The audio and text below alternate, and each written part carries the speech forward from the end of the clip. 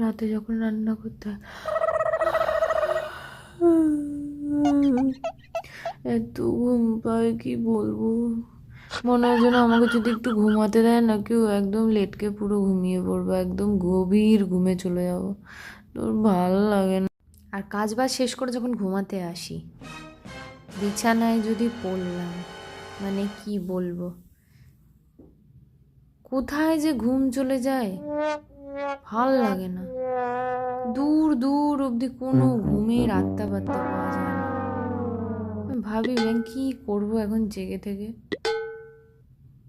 মানে এদিক ওদিক করতে থাকি আর মাথা গরম হয়ে যায় যে তখন ঘুম পাচ্ছিল, এখন মানে যখন ঘুমানোর টাইম তখন আর ঘুম পায় না, ছাতার মাথা ব্যাং।